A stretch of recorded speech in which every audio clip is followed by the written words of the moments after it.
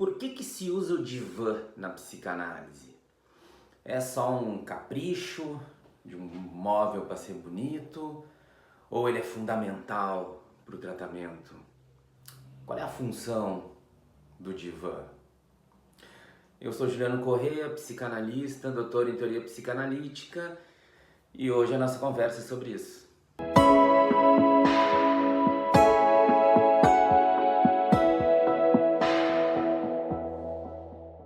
Sempre lembrando que essas nossas conversas elas ficam disponíveis no meu canal no YouTube, em vídeo e só em áudio no meu podcast no Spotify, Juliano Corrêa Psicanalista.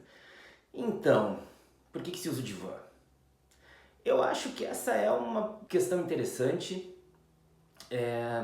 Acho que muitas pessoas fora da psicanálise ou que se interessam pela psicanálise têm essa pergunta, né? Por que o divã? Porque a pessoa fica deitada, né, falando durante suas sessões, no tratamento.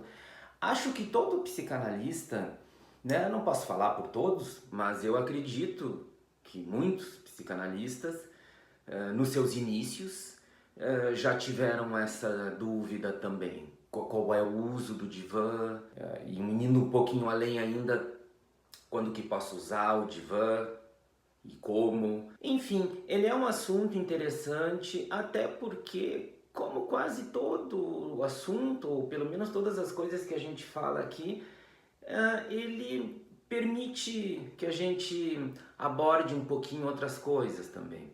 Então a gente pode começar por um pouco de história, né? História é sempre bom, sempre importante. Da onde que surgiu essa ideia do divã? O Freud acordou um dia e pensou assim: vou pedir para a pessoa deitar e falar deitada. Não foi assim, né? Nada que o Freud fez na psicanálise foi dessa forma. Tudo estava dentro de um processo. Qual foi o processo que envolveu o divã? O divã, ele é um resquício do método hipnótico, né? A gente não trabalha com hipnose na psicanálise, né? Hipnose não é um dos instrumentos da psicanálise. Mas quando Freud começou suas pesquisas, ele trabalhou com hipnose. Ele abandona a hipnose e aí ele vai até chegar no método psicanalítico de fato, né, que é a da associação livre, e ele mantém o divã, que era usado na hipnose. Mas então esse negócio de divã aí é frescura, né? Foi preguiça dele que manteve o divã. Não foi. Eu não terminei ainda. Inclusive, eu a vida inteira tive uma ideia assim de que o divã ele é muito subestimado e ao mesmo tempo, em várias outras ocasiões, superestimado, sabe? Que foi aquelas perguntas que eu fiz ali logo no início, né? De se pensar assim, isso é frescura, esse negócio de divã, ou de pensar, nossa, o divã é o que faz o tratamento. Sem o divã, a gente não vai ter um tratamento, sei lá, mais decente ou com bons resultados. Ambas essas ideias, elas estão erradas, né? Nada disso é verdadeiro. O divã, ele é um instrumento. Ele é um instrumento de trabalho, nada mais que isso. Acho que tem vários motivos para se ter essas visões mais extremistas, digamos assim. A supervalorização do divã, eu sempre achei que ela vem muito por uma questão assim de cultura popular, sabe? A psicanálise ela é muito popular e eu acho que ela é muito sedutora também, principalmente para quem olha de fora. Para analistas também, mas para quem está bem no início, né? Para quem já está andando há um tempo aí, essa sedução que eu vou falar agora, eu acho que ela não se mantém. Mas sabe, eu tô falando daquela coisa assim, de tu atender no teu consultório particular, aquela coisa meia luz, o divã, a pessoa deitada no divã, a pessoa falando, tu em silêncio, sem dizer nada. Sabe, tem um aspecto sedutor nisso. Não sei se tinha também antigamente, ou se tem hoje também, não sei, né? alguma sedução financeira, né, sei lá, de que psicanalista é rico. E claro que tem os psicanalistas ricos, né, como tem em todas as profissões. Acho que pode ir por aí. A desvalorização que eu falei do divã, eu acho que ela tem a ver com outras razões. E aí geralmente, né, geralmente eu diria sempre, são pessoas fora da psicanálise que falam isso. E por estarem fora da psicanálise, e eu estou me referindo também a pessoas que provavelmente devem ter algum problema, alguma resistência contra a psicanálise. E aí não é só o divã que vão desvalorizar também. Mas eu acho que tem a ver com questões como essa que eu falei agora há pouco, do divã ser uma coisa que ficou ali do método hipnótico. Tem um texto do Freud que quando ele fala do uso do divã, ele diz numa boa, assim, que ele resolveu adotar também o uso do divã porque ele não aguentava ficar 10 horas por dia em sequência sendo encarado pelas pessoas. Eu já ouvi um monte de gente, assim, transformando ou tentando transformar isso numa notícia, sabe? Do tipo assim, oh meu Deus, o Freud não aguentava olhar para as pessoas, não aguentava que as pessoas olhassem para ele. Não sei, eu sempre achei isso uma besteira tão grande, sabe? Eu nunca consegui ver qual é o... Qual é a questão nisso aí, assim, qual é a grande notícia ou a grande gravidade que teria nisso, né? Experimenta tu ficar 10 horas sentado com as pessoas te encarando. Eu nunca vi nada demais nisso. Agora, não é só essa justificativa. Eu acho que assim, se fosse só essa, tudo bem. Aí até talvez pudesse valer alguma crítica, enfim, não sei. Mas não é essa a justificativa, ou melhor, não é só essa justificativa que ele dá para o uso do divã. É que assim, ó, qual é o objetivo de uma análise, né, de um tratamento psicanalítico? Ou melhor, qual era o objetivo do Freud? Que com mudanças para lá e para cá, mas ele mantém durante a obra inteira. Tô destacando que é do Freud porque a gente tem hoje coisas, enfim, diferentes, né, que vão para outros lados com outras ênfases. A questão do Freud qual era? A pessoa que ele estava atendendo, ela tinha os seus sofrimentos, os seus sintomas, por causa de algo esquecido, por causa de algum conteúdo esquecido. Quando eu digo esquecido, eu estou querendo dizer inconsciente, algo que está reprimido. Então, o papel do analista seria passar por essas resistências que surgem no tratamento para chegar a esse conteúdo, para a pessoa poder tomar consciência dessas coisas, né? E aí ser elaborado e todas umas outras coisas, e aí nisso aconteceria a melhora. Qual foi o método que ele criou para que isso fosse possível? É a chamada regra fundamental da psicanálise, a associação livre. O que é associação livre? É aquilo que sempre no início de um tratamento a gente fala para a pessoa, sabe? Quando a gente combina e tudo, então tá, vamos começar um tratamento, a gente fala, né? O famoso anúncio da regra fundamental. Tem toda uma pompa nisso, né? Não é que a gente toque tambores e tenha gelo seco para anunciar.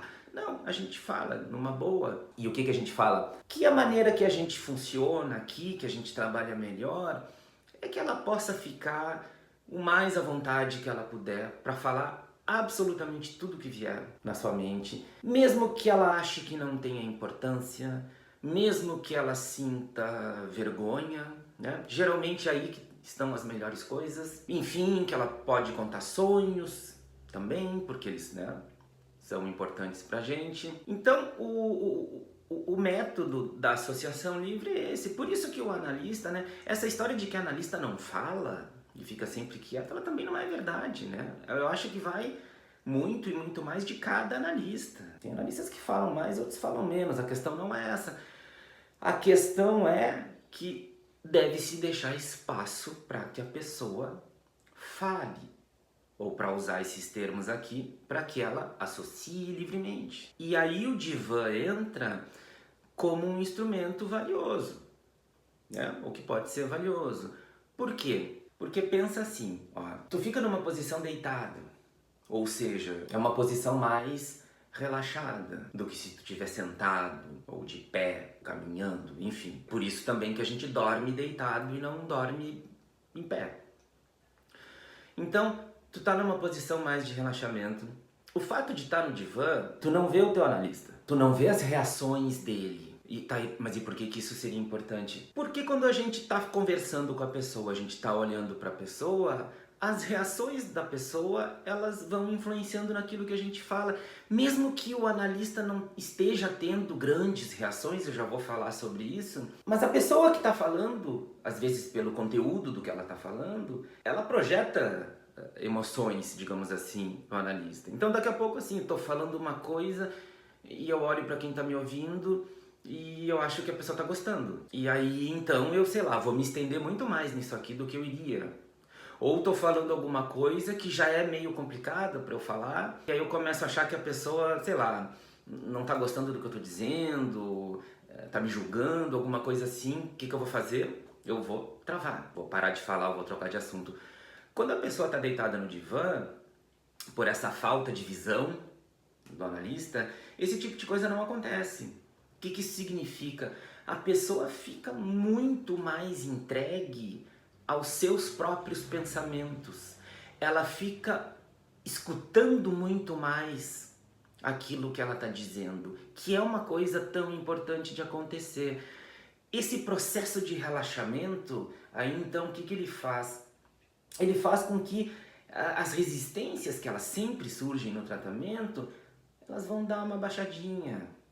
Então a gente vai ter assim, uma possibilidade muito maior que os próprios deslizes da fala, né, os atos falhos e coisas do tipo, eles aconteçam, que lá pelas tantas lembranças inesperadas surjam, mudanças de assunto, associações, entendimentos repentinos sobre si mesmo aconteçam, porque tu tá num estado que favorece mais essa coisa meio de um devaneio, assim, de falar contigo mesmo, que para análise é uma coisa muito boa. Da parte do analista, e eu tô falando todas essas coisas porque eu tenho bastante experiência nos dois lados. Todo analista, obrigatoriamente, ele já se analisou ou se analisa. Eu tô falando isso porque a análise do analista é uma coisa que não termina, né? Vai, volta, nunca se encerra para valer. Eu já tive muitos anos dos dois lados, né? Então a gente percebe as diferenças. No caso do analista, é melhor também. Por que que é melhor? Por causa disso que o Freud falou, das pessoas encarando. Pior é que isso aí tem a ver, mas qual sentido, para mim pelo menos, que tem a ver? Se eu tô atendendo uma pessoa que tá no divã, tá? E daí isso aí é uma coisa minha, cada um faz do seu jeito. É bastante comum que a pessoa tá ali falando, ou em silêncio, né? A gente não tá se vendo, pode até dar uma sensação de desconexão, mas não. A gente tá muito conectado. Comigo é muito comum que eu fique, tipo assim, olhando pro teto, sabe?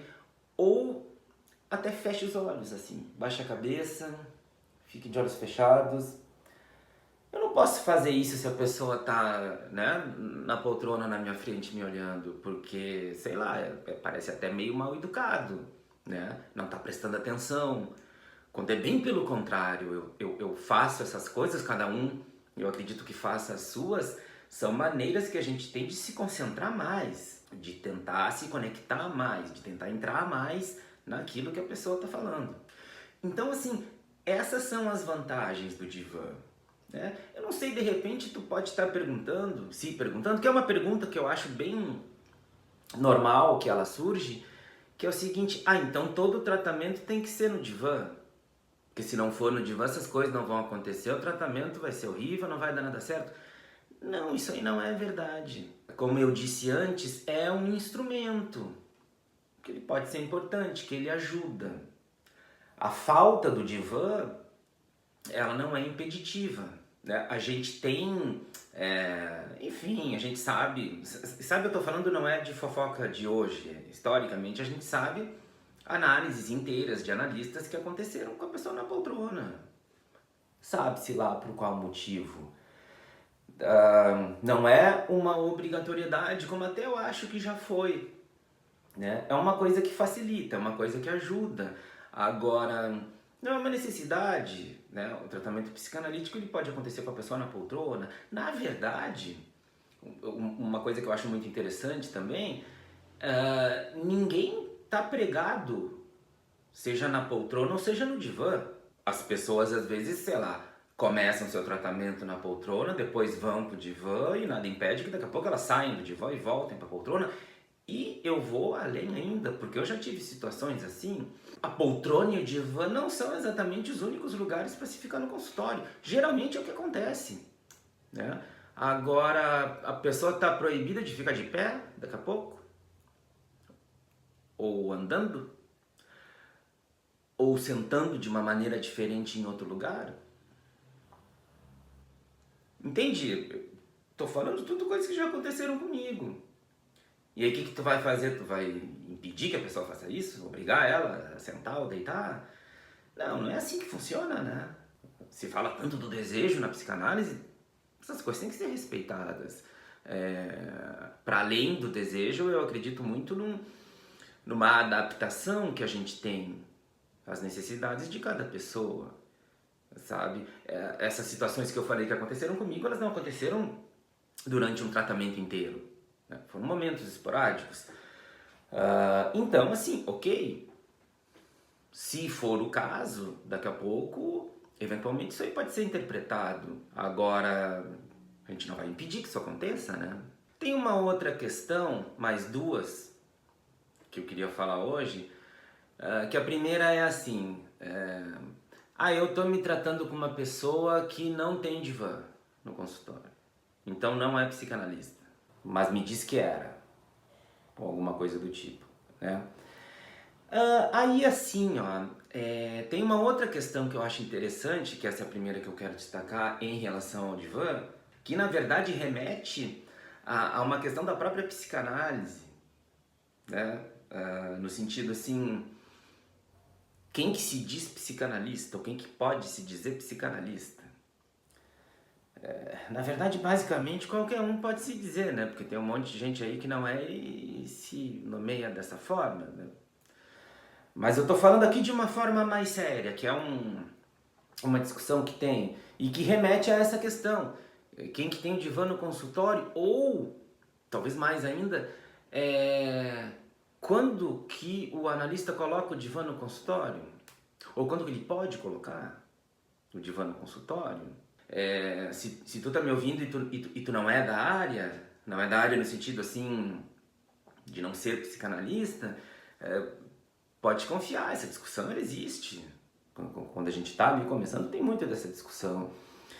E aí tem uma coisa assim que é muito complicada, né? E nesse sentido ela é ruim, porque se fosse simples ia ser melhor. Ao mesmo tempo, eu acho que ela faz parte da essência da psicanálise. Eu vou explicar dando uma comparação. Eu me formei em psicologia, né? Eu fiz a graduação em psicologia aqui em Porto Alegre. O que acontece quando a gente faz um curso de graduação?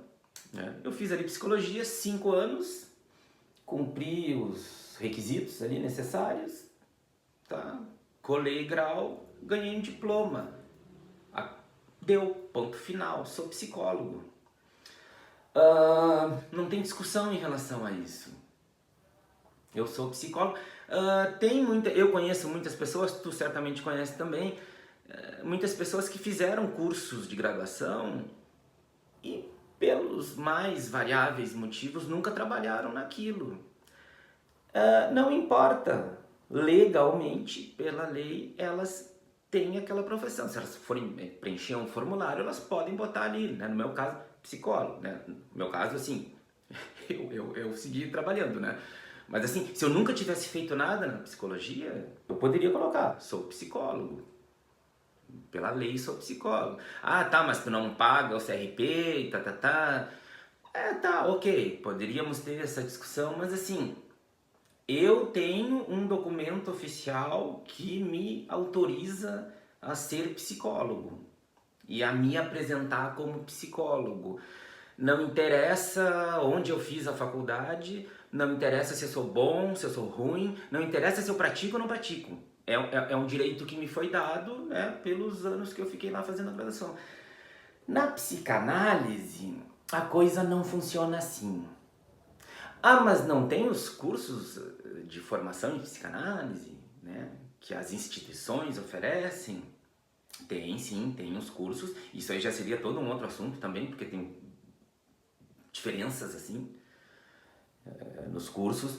Mas assim, tem o curso, tá, e tu não recebe um diploma, um certificado quando termina o curso? Sim, a gente recebe, todo mundo recebe, eu tenho o meu, tudo bonitinho. Então, qual é o problema? Qual é a diferença? A diferença é essa especificidade da psicanálise, tá? Que acho que talvez num outro momento a gente possa falar disso, que também é uma coisa interessante e importante. O fato de tu ter feito curso, ter terminado, receber teu diploma, teu certificado lá, sei lá o quê, na psicanálise não funciona bem assim. É estranho, né? Tem um monte de gente que fez curso de formação e tal e fica muito inseguro ainda em se apresentar como psicanalista ou se dizer psicanalista. Por isso que eu dei o exemplo da faculdade, tá? Porque é uma coisa diferente, assim, sabe? Não é um tipo de profissão reconhecida nesse nível, como é, por exemplo, a psicologia, né? Ou ser psicólogo. E o divã entra junto nisso, sabe? Porque não existe nenhuma regra oficial de tu ter permissão para usar o divã ou ter proibição para usar o divã. Há anos atrás, lá pelas décadas de 1960, 70, tinha umas coisas assim, umas coisas bem pirada inclusive que tinha, né? Mas eu não estou falando das coisas nesse nível. Então, isso aí é um tipo, é uma angústia, é um questionamento que muitas pessoas têm no início, né? Muitas pessoas que estão ingressando, digamos assim, na psicanálise. Eu me lembro de uma colega minha, que uma vez ela estava, colega minha de formação, que ela estava com essas dúvidas, assim. A dúvida que ela estava era assim, quando que eu posso me apresentar como psicanalista? Né? Quando eu terminar o curso? Porque isso, não se tem isso exatamente bem definido, assim.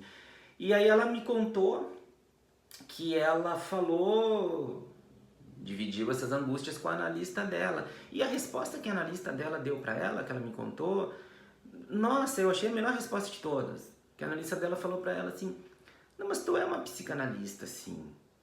Tu é uma bebê psicanalista. Por que eu achei isso tão legal? Porque dá essa ideia de que é um eterno processo. Né? Eu sei que, por exemplo, tu se forma psicólogo, tu continua buscando conhecimento e formações e cursos e continua estudando e tal. Mas é que eu acho que tem uma coisa diferente aí. Porque, tipo, tu se forma em psicologia, o título é teu, ninguém tasca. Independentemente de qualquer coisa. Tu pode ser o pior psicólogo do mundo, não interessa. Tu é psicólogo. A psicanálise, ela tem essas outras coisas, assim, como é que eu poderia dizer, mais subjetivas, sabe? Então eu acho que tem de forma mais marcante essa questão do processo. E o divã entra nisso, né? Quando que a pessoa pode botar o divã no consultório? Não tem regra sobre isso. Não tem uma normatização sobre isso. Tu entende assim, ó?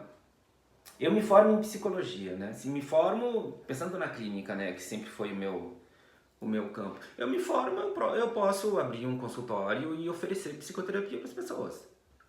Tranquilo. Hoje em dia nem precisa abrir o consultório, né? Porque a gente faz online. Se eu faço isso sem estar formado em psicologia, me dá problema. Eu sou proibido de fazer isso. Eu não posso fazer isso. Né? Oferecer psicoterapia desse tipo sem ter uma formação adequada para aquilo. No divã não funciona assim. Tanto que assim, tipo, sei lá, não tô querendo estimular ninguém, tá? Por favor.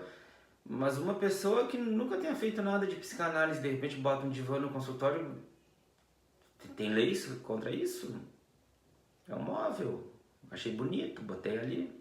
Então assim, né, por exemplo, eu conheço pessoas que ao terminarem o seu curso de formação, quando terminaram, aí colocaram o divã no consultório, sabe?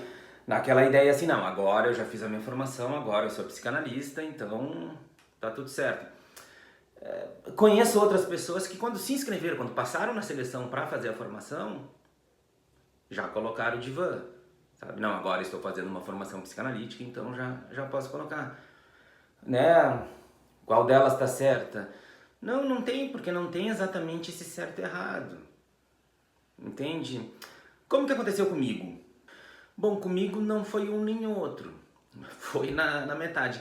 Eu não tinha, na verdade, assim, uma preocupação com isso, sabe? Não era meu principal foco de preocupação, meu maior foco era poder ter paciente porque eu precisava de dinheiro. Não só de dinheiro, sabe? De experiência também. A gente supervisiona os pacientes para supervisionar e tal.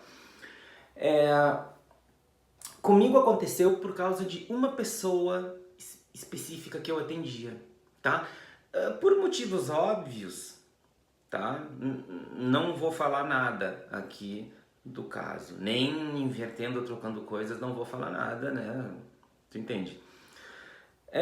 Mas nesse atendimento veio uma coisa muito forte assim de que eu precisava de um divã no meu consultório para atender essa pessoa especificamente. E eu lembro que eu levei isso pro meu supervisor da época, uma pessoa muito querida para mim. Eu dividi com ele e ele disse, não sei se aconteceu com ele também da mesma forma, mas ele me disse que ele achava que geralmente acontecia assim, que a gente tinha um atendimento, um paciente que colocava em movimento essa questão do divã. E aí foi assim que aconteceu comigo, sabe? Foi de uma forma bem natural, sabe? Não sei se eu dei sorte, né? Mas não teve aquela coisa assim de posso ou não posso, ou teve um pouquinho até, né? Mas bem menos do que acho que em outras ocasiões podem ter.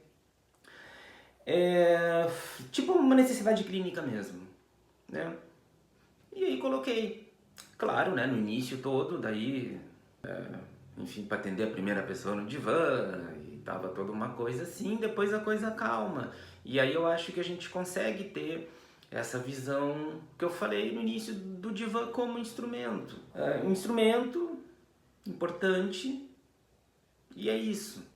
E porque assim, sobre essa questão, né, quem que pode ou não pode usar o divã, ou como que se pode usar. Eu sempre tive uma coisa, e daí de novo, tá? Isso aí não é regra nenhuma que eu tô colocando aqui. Eu só tô contando como foi ou é pra mim. Eu nunca consegui oferecer para alguém que eu atendesse algo que eu não tivesse passado como paciente. Como assim? Em tudo, sabe? Então, assim, eu nunca consegui tratar alguém numa frequência que eu não tivesse tido essa frequência como paciente. Tanto que eu me lembro de uma época na minha vida que enfim, foi a minha segunda análise que eu fui para fazer 5 vezes por semana. Não estava em crise, não estava precisando fazer 5 vezes por semana. E pensa no perrengue de fazer 5 vezes por semana, né? Não só a questão de investimentos, não só os psíquicos, mas de tempo e de dinheiro, né? Porra, aquilo ali foi caro. Mas chegou numa época ali que eu consegui ter condições, dava pra fazer e eu quis fazer. Tá, e por que tu quis fazer? Tu te odeia então, né, pra fazer isso? Não, ali teve essa parte toda que eu tava pensando, era na minha formação. Porque eu pensei assim, eu quero ter um leque completo de poder oferecer ou atender as pessoas nas necessidades que elas vão precisar. Se eu não me tratar 5 vezes por semana, eu nunca vou conseguir tratar alguém 5 vezes por semana também. Ah, mas as pessoas se tratam 5 vezes por semana hoje? Não, quase ninguém. Mas acontece. Então esse tipo de coisa, pra mim sempre foi essencial. Eu nunca consegui cobrar mais do que eu pagava na minha análise. tá? E de novo, acho importante repetir isso, não tô dizendo que deva ser assim, ou que assim é melhor, de forma alguma. Eu só tô dividindo como que as coisas funcionaram para mim. Em relação ao divã foi a mesma coisa. E só que daí em relação ao divã, aí eu penso que talvez mais pessoas possam concordar comigo nisso. Eu acho complicadíssimo alguém que não se tratou, não se trata no divã, atender um paciente no divã. Porque tem essas diferenças assim, né? Não é que numa o tratamento funciona e na outra não, mas tem essas diferenças aí que eu já falei. O divã ele favorece processos mais regressivos, que pode ser que aconteça às vezes algumas coisas mais, sei lá, intensas. Eu acho essencial, na verdade, tá? Minha opinião, que a pessoa que oferece um tratamento no divã, ela também tenha passado por esse tratamento. Eu, inclusive, tá? Isso que eu vou falar agora talvez para algumas pessoas possa ser meio polêmico, assim. Eu quando coloquei o divã no meu consultório, eu botei na minha cabeça que eu só iria atender no divã alguém que estivesse se tratando comigo no mínimo 3 vezes por semana. Nossa, mas que rígido isso, por que isso? Não se tratava de... até era rigidez, mas era uma rigidez que eu achava necessária no início. Porque como eu sabia já dessas coisas todas do divã, eu já me tratava há um tempo no divã, eu pensava assim, eu não me sinto à vontade, não me sinto seguro para tratar uma pessoa uma vez por semana só no divã. Para dar conta de coisas, né, dessas que eu falei que talvez possam acontecer. Enfim, deu certo, comecei assim. Hoje, e não só hoje, há muito tempo já, eu não acho mais dessa forma, sabe? Eu acho que no início a gente tem essas coisas e eu acho, de novo, né, tô falando da minha trajetória, eu acho interessante que se tenha. Hoje eu não tenho mais isso. Eu sei que tem muita gente que tem essa ideia assim, não, divã é só para frequência alta e tal. Se tem muita gente, mas tem gente que tem essa ideia, né? De novo, divã é um instrumento, sabe? A pessoa se trata uma vez por semana, tá ótimo, tá à vontade de ir pro divã, tá beleza, vamos, vai ser bom, é melhor para nós dois. Não tá à vontade, se trata 3, 4, 5 vezes por semana, não tá à vontade para divã, não tem problema também, não tem uma forçação para isso, né? Hoje, muito mais ainda, que a gente tem os atendimentos online, né? Atendimento online, enfim, eu já oferecia algumas vezes antes da pandemia, porque eu já tinha me tratado online também, mas assim, isso acontecia só em casos muito específicos de uma necessidade. Na pandemia todo mundo foi pro online, também por necessidade, né? E eu me lembro que logo no início, assim, eu comentava com algumas pessoas próximas a mim, do tipo, isso aí não vai voltar como era antes. Na verdade, na minha opinião, nada voltou como era antes. Até porque eu sou da ideia que é impossível se voltar como era antes. Mas a questão do online era muito claro, né? Por várias coisas, por toda uma nova geração que tá vindo nesse esquema. Mas independentemente dessa nova geração também, é claro que não ia voltar, né? Se tem muitas vantagens no tratamento online. Eu lembro que eu ficava pensando, porque eu me mudei 3 vezes de cidade na vida, né? E cidade não para cidade vizinha, para estados diferentes e tal. E sempre os tratamentos tinham que ser interrompidos. Hoje seria bem diferente. Claro, algumas pessoas acho que talvez iriam interromper, né? Trata presencial, aí não quer ficar online, vai procurar outra pessoa. Mas tem toda a transferência envolvida, acho que muitos iriam continuar, né? E hoje em dia, enfim, se tem a possibilidade de se tratar com alguém que está morando no outro estado, no outro país, em qualquer lugar do mundo. Não é só isso, tem várias outras vantagens. Assim como tem as desvantagens também, como tudo, né? Ganha por um lado, perde pelo outro. Mas eu tô falando do tratamento online porque aí não tem divã. Então, aí vamos dizer que esses tratamentos online não valem nada? Não, isso é uma grande besteira. Até porque mesmo no tratamento online tem formas de se aproximar dessa experiência do divã, por exemplo. O tratamento online ele não precisa ser por vídeo, ele pode ser por telefone. Tu já não vê a pessoa, né? A pessoa, o paciente pode assumir uma posição de mais conforto para falar. Tu entende? Enfim, claro, tem várias coisas que mudam. Pouco tempo eu estava falando com uma pessoa, enfim, próxima a mim, que uma coisa que me chama muita atenção é que quando a gente, assim, presencialmente, quando termina o tratamento, então fala, olha, então tá, encerra ali, e tem aquele momento em que ambos se levantam para ir até a porta e tal, para a pessoa ir embora, né? Muitas vezes acontecem coisas muito interessantes nesse pequeno espaço de tempo, que vai até a porta. Eu sempre achei, é engraçado isso, a sensação que me dá é como se a pessoa que está se tratando, né, como se tivesse um tipo de pensamento assim, tá, agora não tá valendo, né? Porque já terminou. E não, tá tudo sempre valendo. Né? No online a gente não tem isso, né? Eu me lembro que no início eu estranhava até, porque chegava no final, então tá, hoje ficamos por aqui, ah, beleza, tá, tchau, tchau, puf, terminou. Enfim,